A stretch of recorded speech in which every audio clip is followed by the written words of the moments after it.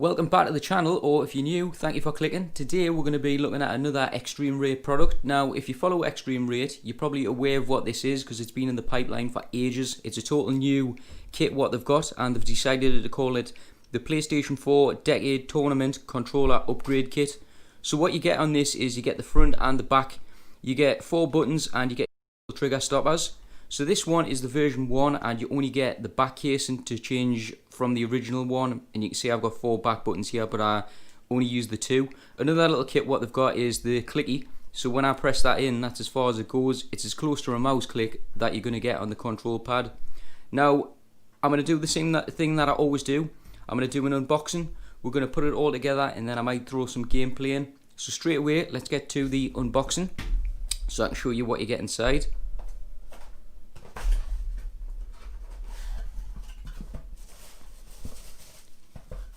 So this is the front cover, or the front case I should say. Got loads of other stuff inside here. Is that everything out there? Yeah, that's everything out there. Put that to the side. Now I've decided to go for the scary party theme. I don't know how well this is picking it up, but it's all the scary characters. So you've got Chucky down here from Child's Play. You've got Jigsaw. You've got Freddy Krueger here. I just really hope you can see all of this, all the detail. You've got Jason Voorhees, Friday the 13th. You've got 8 the Killer Clown. I'm not actually sure who that is. My friend Andreas thinks it's Jeepers Creepers, but I think it's Puppet Masters, so not sure. But this is what it looks like. And you can tell straight away, this case is a lot bigger than that one. Well, not a lot bigger, but it's more like an Xbox style case. And you get in here just the stuff for your trigger stoppers, so when you turn them on, turn them off, you can adjust them. And this is the back case, so there you go, the trigger stoppers. This will be obviously your remap button and your K1, 2, 3 and 4, and yeah, that's what that looks like. So put that to the side. You've got rings in here. I'm presuming they're going to sell different colour, I can't even speak today, different colour rings for your analogs. You can obviously change the colours, but I've just got black ones here. And this is your kit for your buttons and your trigger stoppers. Inside the box, you've got a little screwdriver. You've got some, oh, you know what, I've just noticed, I've got my own tweezers here, but you've actually got some here. So that's nice of them to put that in. Just noticed that. And you get your 1-year warranty card. Now in here, you get a few different boards. You get this one, which is your ribbon. And then your PCB, I believe they call it. There's a couple of different ones inside here. And then you've got your user manual, but that's why I'm here. Hopefully you won't have to use this. I'll just be able to set everything up for you. So I'm going to tidy this up a little bit and then get everything all together. As you can see, I've taken everything out of the packaging and I've placed it on here just the way I want everything. Now one thing I have noticed, this little ribbon cable what you get, this really thin one, is only if you want to remap, so you can use the L3, R3. So I'm not going to be doing the soldering purpose, so I'm going to move this to one side. Now all these are just the rest of the things that you will need, so I'm going to put them a little bit further up, and then we're just going to get straight to opening the controller. Now the controller has 4 screws on the back. You've got one here, one here, one here and a one here. Now I'm going to remove these for the first time. I'm going to actually use their screwdriver because I always use my own. So if you bear with us a second, I'll take all these out. Once you've removed all the screws, just put them to one side. I've got them in a little pile here. I'm just going to keep them there so I know where they are. Now to open these cases, this one has been opened before, so it's going to be super easy. But all you do is put a thumb underneath this analog and another one on where you'd grip, and just pull down and it should crack. Same with this side, put it underneath this analog and put this here and crack, and then this just comes apart. But be careful because obviously there's a cable here. Don't know if you can see that. So all you do is just put your finger in here, just give it a gentle wiggle and it'll come straight out. And then this just move to one side, so I'm going to put over here. Now what you want to do is remove the battery. To remove it, I just grab it with my nails and just give it a gentle wiggle, and then it'll come straight up, and then just remove the battery. And then inside here you've got one screw, so I'm going to take that out now. Once that screw's out, just remove this. You can either take that screw out if you want, or just leave it in there, which I am, and I'm putting it at one side. Now this bit, I'm going to use the tweezers what I got given. You can use your fingers to pull this out, but for the purpose of the video I'm just going to use the tweezers. So all you do is the little blue bit, get the tweezers on it, make sure you've got a grip, and then just, you know what, these tweezers are absolutely crap. Right, I'm back. Apologies for that. Them tweezers are really bad. eXtremerate, if you're watching, these are hopeless for this. You can just use your fingers, but if you haven't really got any nails or anything, you really need some tweezers. So what you want to do, if I come a little bit closer, just put them on there, just give it a wiggle or a lift up, and that'll come straight out. Now this, if you just fold it over a little bit, so that goes through there, because when you lift this board out, you want that to go through the little hole. So I'm just going to put it like that, and then this should just fall out, which it does, and then we'll have it. Now this I'm going to put to one side. Now you're going to want to take all the internals out of this. So to get the trackpad out, all you want to do is put that upside down, and then that just comes straight out. And this one, if you want to go in order, put this to the right hand side, and then pop that one out, put it to the right hand side with it, and then this one just lifts off. So that's only held in by two little bits. Put that there, and your PS button, and then same with this side. Just pull that over. Be gentle, don't be hard. Now these, obviously you'll know what order they go in anyways, so if you don't, just look at a picture and you'll have reference, but you should know, if you play PlayStation, you should know which order these go in anyways. Now this you can just move to one side, and now we can move on to the case. So we've got the case here, and we're just going to do a reverse order of what we've just done. So I'm going to put that in there. I'm going to put this on here. I'm just going to push down on the little bits, and I'm going to put the PlayStation. Oh, you know what? The PlayStation button is different.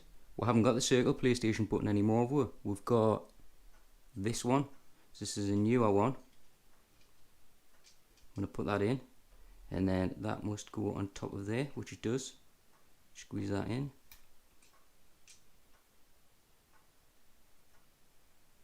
Come on. Why not going in? Why not going in, mate? Right, that's that one. I think. Yeah, I think that's it.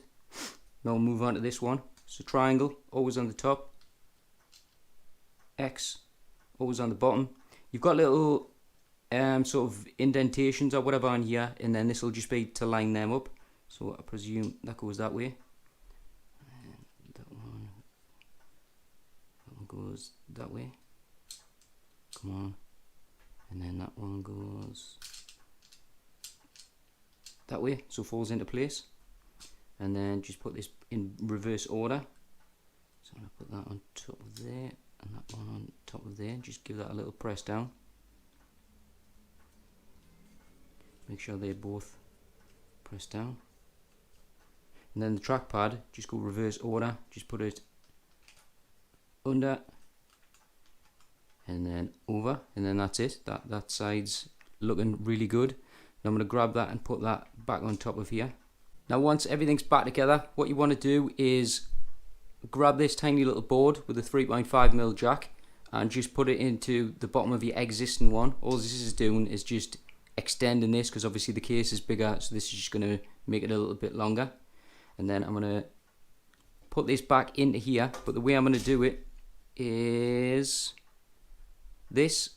I'm just going to make sure that's lined up on that side like that, and I'm going to push it in so you can see there, and then that is going to go on the bottom of here.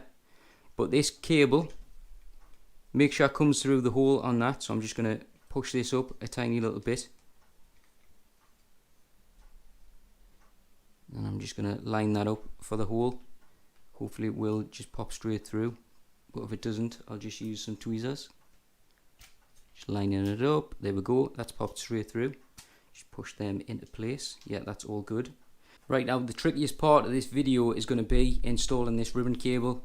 Now the way you install it is that way. You don't want it that way, you want it this way. Now it is recommended that you use double-sided sticky tape, but I'm going to do it without. Now to get this board out again, as I mentioned, just put your fingernail on there and lift it up. And then that side should just lift off. Come on, come on, come on. Why is it getting stuck? It's the analog stick, isn't it?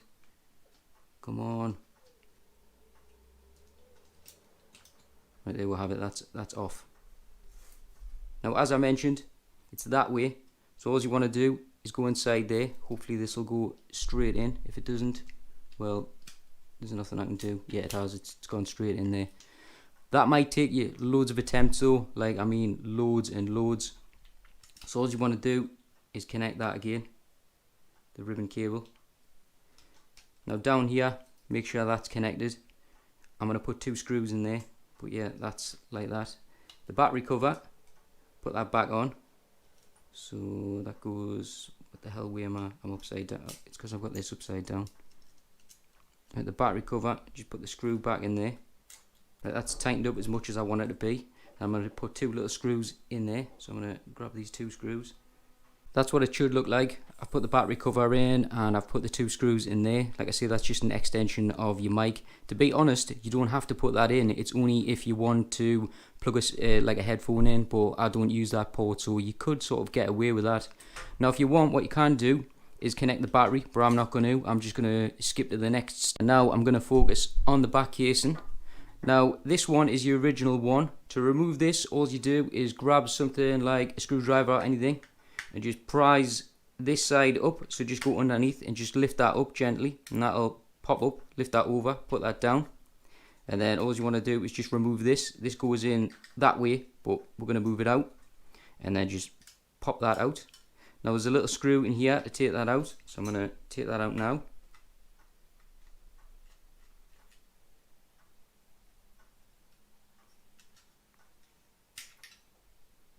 And then we're just going to do a reverse process of that on this one. So put that there, line that up, line that little screw up, push that down. That's as tight as I want to go, just so it catches. Then like I say, just push that in. And then this goes in from that side to that side, pushes down. And then this is just a reverse order. Push it on there, make sure you get it in, and then just press down, and then that's back in. And that's as easy it is to change that. Now I'm going to move that to one side. Now what am I going to focus on? I'm going to focus on the trigger stops. So the trigger stops have got a tiny little R and a tiny little L, which is letting you know left and right. So we're gonna fit these now. Move that out the way. So this one's got an R, so it's obviously the right hand side one. So all you want to do is put that on there, and then you want to grab a little spring, and then you want to grab a little washer, and then you want to grab a screw. So after looking over the user manual, I've discovered that there's 3 different sorts of screws. There's the really small ones, there's the normal sized ones, and then these ones, the long skinny ones, have got like a Torx on. They're to put the back cover on. So I was right. So I'm going to do this again. I'm going to put this, make sure it's got R on there. That just goes into place, and then the spring goes on top, and then the washer goes on top of the spring, and then obviously you'll want to press this down. So put that on top of there, and then put the screw inside the washer. I've put this side in. It was just a little bit difficult with this wire hanging over, so I'm going to do the other side and show you it properly. So this one, the left hand side one, you want to put it on there so that lines up. So there, that goes up, that goes down. You want to grab your spring, put your spring on top. You want to grab a washer, put the washer on top. So there's the washer on top, and then you want to grab a screw. So the way I'm going to do this is I'm going to push the washer down with my hand. So there you can see I'm pressing that down really hard. I'm lining up the hole for the screw. Put the screw inside the hole, and then I'm just going to tighten it up.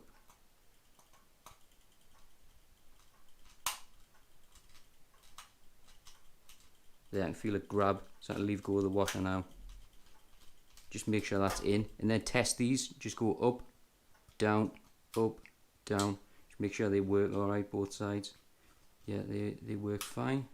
Now once you've got them trigger stops in, the next thing what you'll want to do is start and put your back buttons in. So I'll put K1, I'm presuming is that one. Yeah, K1's that one. So all you want to do is put a screw here and a screw there, and that'll be K1. And then K3 will obviously be this one.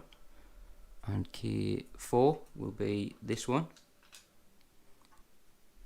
And that one, key 2. Yeah, key 2. Come on, come on, come on. And then that's the order they should all be in.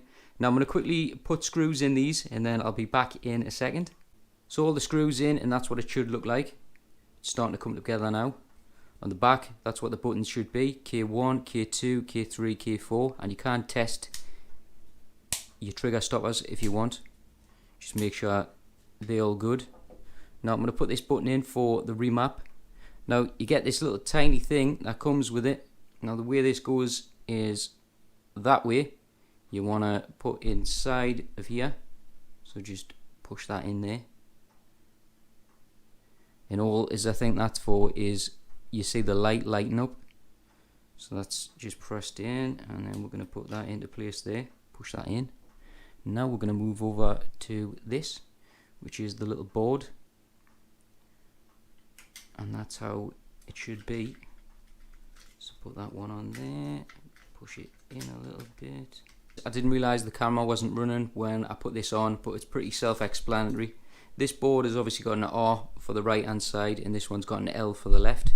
You've got a screw there, a screw here, a screw there, and a screw there, and then that's them two in place. And then the middle one has got a screw there and a screw there. Now these, just press them all just to make sure they're all working.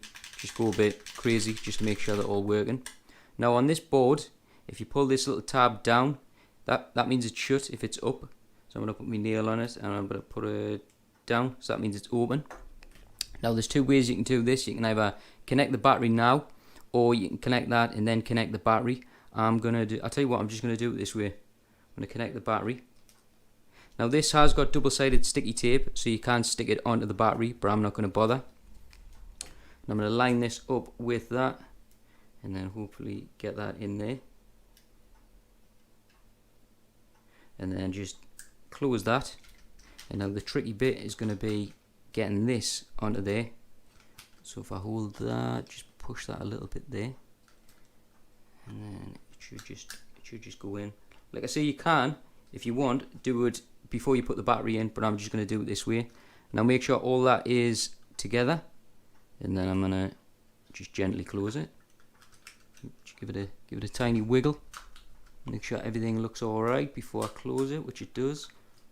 Make sure that's underneath there. Yeah, everything looks good. Clip it all into place. Clip that side. Clip that side. And the bottom, and then I'm just going to put these screws in. But the screws what you are going to use are the little Torx ones. So that's these ones. You're not going to put the original ones. You're going to be using these Torxes. So bear with us a second, and I'm going to put these screws in. Everything's back together. We're all done. This is what it looks like. It looks really nice and it feels really nice. I should have really says press this button just to make sure your trackpad is lighting up. We've got 6 screws in the back now rather than just 4. So you've got one there, one there, one there, one there, and 2 either side of the middle. Now to get this in remap mode, there's 2 ways you can do it. You can either hold L1, R1 down in X and it'll go into remap mode, or you can just hold this button on the back for, I think it's 5 seconds. So we're going to try that now. I'm going to turn the control pad on. I've had to turn the light off because I cannot see when I've got the light on. So I'm going to press the trackpad and I'm going to hold this button for 5 seconds, and you'll see a tiny little blue light come on. Don't know if you can see that, but there's a tiny little blue light. In light you can't see it. Now to remap your buttons, all you do is, if you wanted to say X to this one, you'd hold X and that one together. That'll flash, and then that's done. And then to take it out of remap mode, all you do is hold the button. Now if you get stuck with anything else, just drop us a message and I'm always happy to help.